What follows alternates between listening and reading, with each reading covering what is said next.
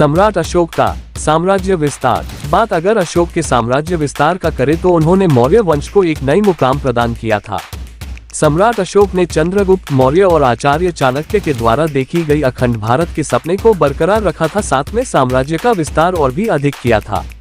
अशोक के बहादुरी और महानता का इसी बात से अंदाजा लगाया जा सकता है कि उसने मात्र 8 वर्षों के अंदर में असम से लेकर ईरान तक मौर्य साम्राज्य को विस्तृत कर दिया था।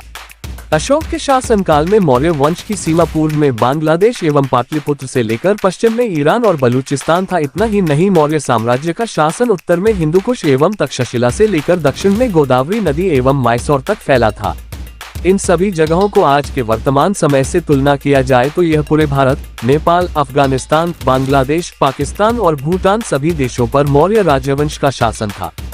कलिंग का युद्ध। कलिंग का युद्ध अशोक के जीवन का एक बहुत ही अहम युद्ध माना जाता है। इस युद्ध के बाद ही अशोक ने बौद्ध धर्म को अपना लिया था। अशोक के 13वें शिलालेख के अनुसार अशोक ने कलिंग के ऊपर 261 BC में आक्रमण किया था। उस समय कलिंग का शासक अनंत पद्मनाभन था, जिससे युद्ध से पहले अशोक ने एक पत्र के माध्यम से मौर्य वंश के अधीनता स्वीकार करने के लिए कहा था, परंतु कलिंग नरेश नहीं माना था, जिसके बाद इस युद्ध का आरंभ हुआ था। कलिंग का युद्ध एक बहुत ही भयावह युद्ध था। इस युद्ध में कलिंग के करीब 1.5 लाख सैनिक मारे गए थे, जबकि मौर्य वंश के करीब 1 लाख से अधिक सैनिक मारे गए थे। लाखों लाख की संख्या में सैनिक घायल हुए थे, कईयों को बंदी बना लिया गया था। इस दृश्य को देखकर अशोक का हृदय द्रवित हो गया